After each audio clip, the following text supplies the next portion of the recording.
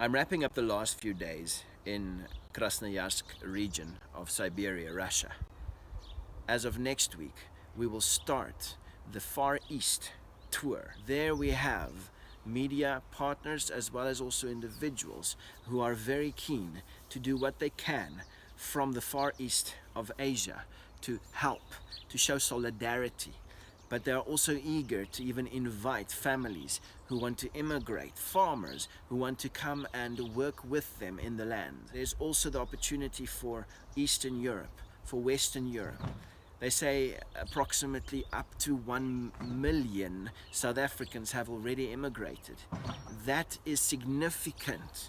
It shows that there has been a preparation to what now seems to be accelerating. The purpose of this campaign is to see what are the opportunities also, not just for solidarity, but also for investment, capital investment diversification, also for educational solutions for the youth.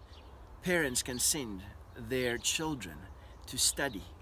Agricultural universities are eager in Russia, but also across East and West Europe, to receive the next generation, to safeguard them, and to also help in the education that will be required for the rebuilding of South Africa, because South Africa is broken and there will be a time to rebuild.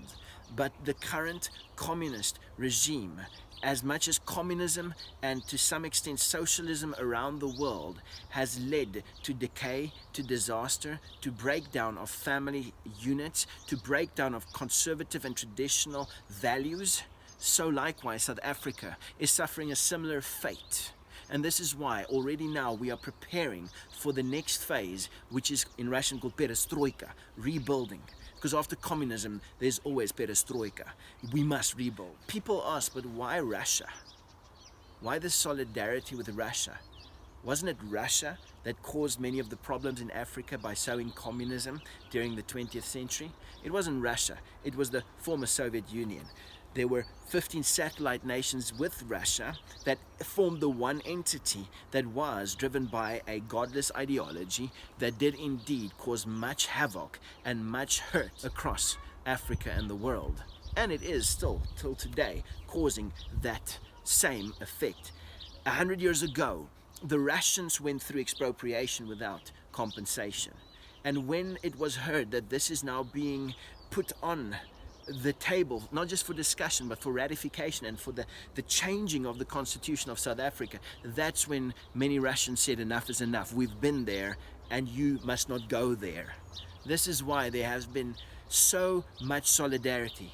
And this is why there have been also so many documentaries, newspaper articles, over 50 articles and television and radio emissions, productions, documentaries in support of South Africa's social cohesion, even against expropriation without compensation, against crime, murder, farm attacks, rape, all of the issues in South Africa that are causing so much concern for those who have the nurture of the next generation on their hearts. This is a call to action.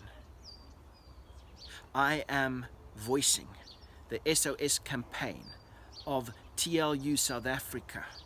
We are taking your voice to the nations. We are speaking to leaders, both in public and in private sectors.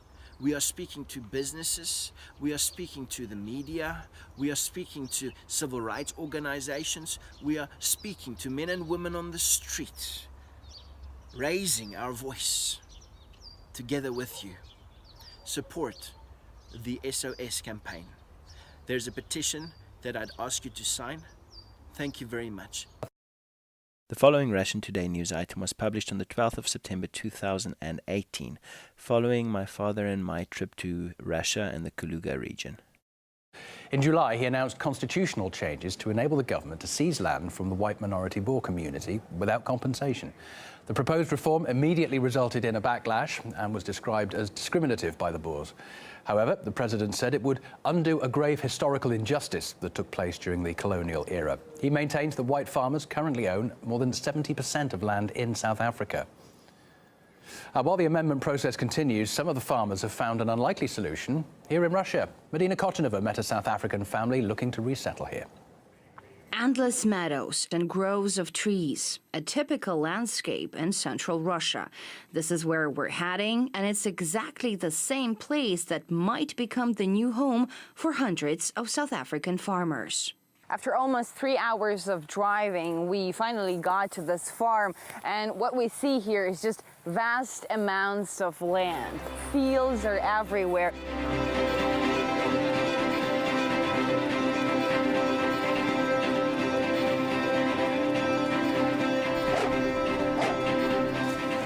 You know, when you take this, you see, I know ground, and this is absolute quality.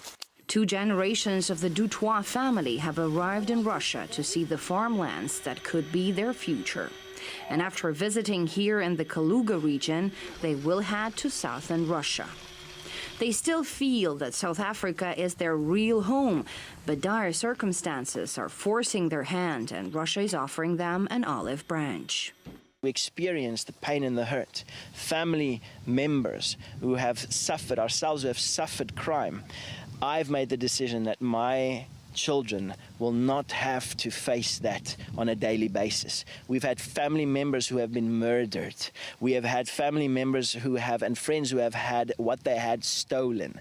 We have suffered crime. It's a daily reality. That is not what I want for my children.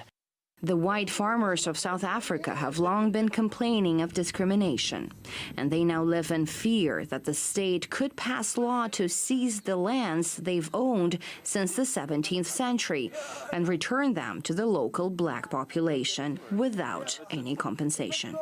While the bill is still being debated, some farmers, including the Dutoit family, have their minds set on a preemptive move.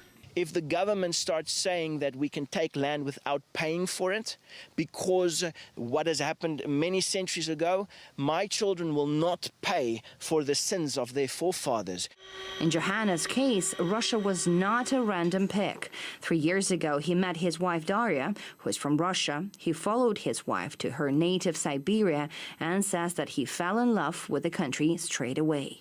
I myself believe that there's a future in Russia for my family. Personally, give me a Siberian winter rather than a summer in the Kalahari Desert. Medina Kotonova, RT, reporting from the Kaluga region.